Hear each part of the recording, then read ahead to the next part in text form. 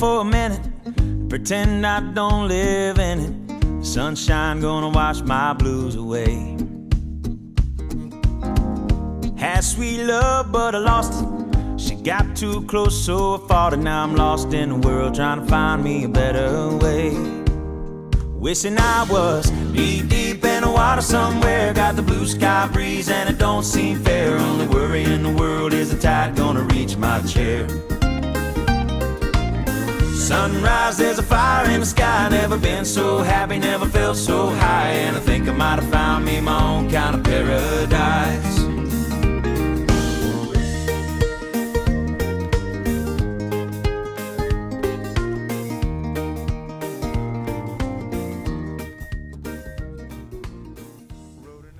Hello and welcome to this week's Guide Roundtable. I'm your host Ryan Anderson. We just pulled over after the day's fishing. We're going to do the report right here from on the bank of the North Platte.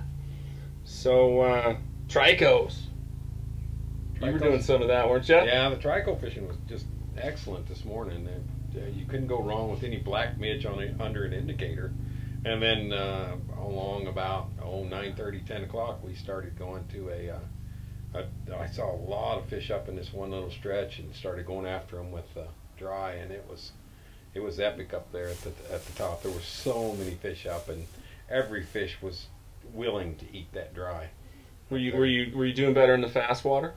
Well, that's where they were. It was in the water that was moving. They had a little bit of a ripple to it. So yeah. Well, I find that you see a lot of rising fish in the slow water, but if you can get them in the fast water, those are the ones you want to pull over for, because it's more of a split decision. They don't have as long to look and say, yeah, that's 4X, and plus I'm not going to eat it. In that slower water, there's I think they have too much time to see it. You're right about that.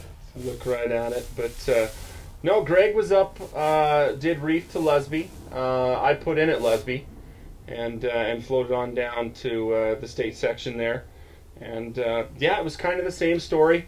We started out nymphing up a bunch of fish, and then started seeing fish rising, and then I kind of ignored them because they were in that slow water, frustration flats kind of water, and just kept nymphing and catching fish. But then they started popping up in that faster water, and my dry fly rig was one size 16 Adams, nice big exactly one. What I ran today. So it wasn't difficult to see on the water, and they were popping it. You didn't have to go real small, and every time you hooked up, you about caught a fish. Yeah, for sure. So basically all the sections are fishing.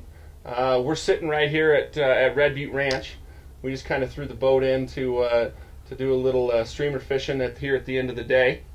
And I think pretty much all the way to Robertson Road's been getting some pretty good reports, Greg. Yeah, you've been down here a bit. We've been to Robertson Road. We've even been east of town a little bit and doing okay down there.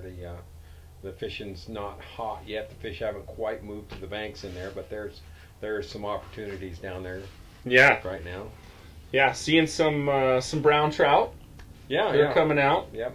We're picking up a few browns on the upper section, but if you really want to chase after them, get a nice smoky day like this, or a overcast day, and throw a big chicken.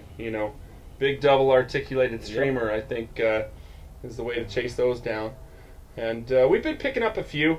All the boys are really stoked for fall. I know our books are filling up real fast.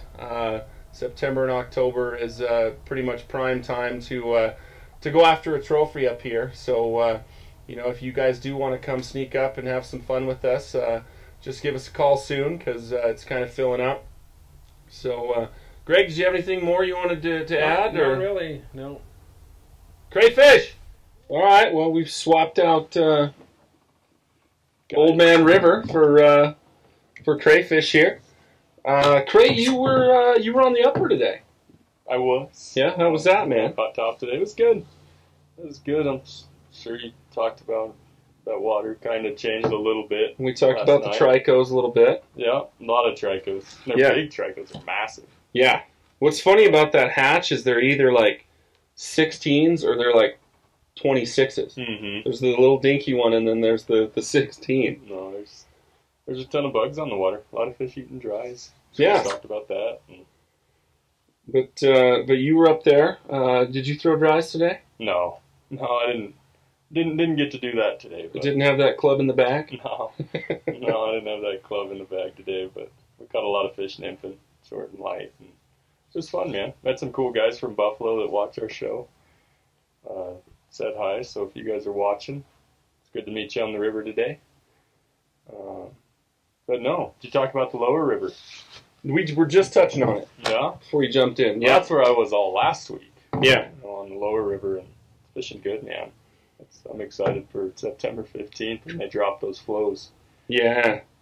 All this stuff down here in lower is going to be lights out dry fly fishing. Yeah. Focuses the fish a little bit. 1,000 CFS, like all the banks look good. Oh, they do too.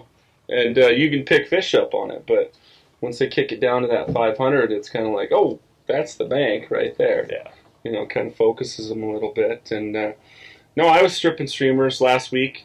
It was good. We got that one really cloudy day, Mm-hmm. and the fish kind of went off. Hit a couple of brown trout. Yeah. That was good. Perfect. But no, talk to the folks a bit about the bighorn. I know you've been over there some. Yeah. No, the bighorn's good. There's a lot of moss. Yeah. And it's kind of a good thing and a bad thing because you're kind of limited to throwing dries really. Mm-hmm. But the dry fly fishing has been fantastic. Same awesome trico hatch. Yeah. Those fish are a little more predictable than our fish as far as A little dries go. more potty. Potty. They like to pot up. When and it's nice when you're casting to 15 fish instead of one, because Right. if you're off by a foot I'll or two, leave that. That's by okay. a foot or two, it still works. But yeah, some of those flats down there as you get into town have really been kicking out some big fish. I was over there 2 days ago, and actually went just a bit lower, went below State Park, Yeah. and the moss actually got a little bit better. I think in the last Settles out in some of that slower water. yeah, I think it strains out, and we strip streamers, and not a ton of fish. We probably put 10, 12 in the basket on the day, but they were all those big fish that we love to catch over there. So Perfect, man. yeah, That's the cool thing about this time of the year, and I know a lot of my clients and your clients appreciate it, but we kind of switch from that numbers game, and yeah, it's head hunting and picking fish and stripping that streamer for a big fish all day and looking for head noses poking out. And, yeah. I feel like the mentality, starts to change this time of year, and I really like that. So Yeah, people get to be about the numbers in the spring, and it's so easy. But no, this time of year, one fish can make your day. Yeah. No, You get that one big rainbow to come off the bank and grab a hopper, or drill a big brown on a streamer. That's a day maker. Yeah. And this is some of my favorite time of year to fish for sure, because these fish are so strong. They are strong too. Jesus. Wrap it up. So, we'd like to thank you folks for tuning in again this week. We're going to try to do most of our reports from the water from now on. And, the fishing is fantastic. Like I said, if you guys want to sneak up here and have some fun this fall, give us a call. It's going to be awesome. It's shaping up to be a great one. Starting to throw hoppers on the lower, streamers. The playground's bigger. We have 80 miles of river. As far as the Platte River Fly Shop goes, I know Mark's got some great specials going on right now. So get on there and gear up for your fall trips. If anybody's going to Alaska, he's got some stuff set aside. We can definitely make recommendations and stuff.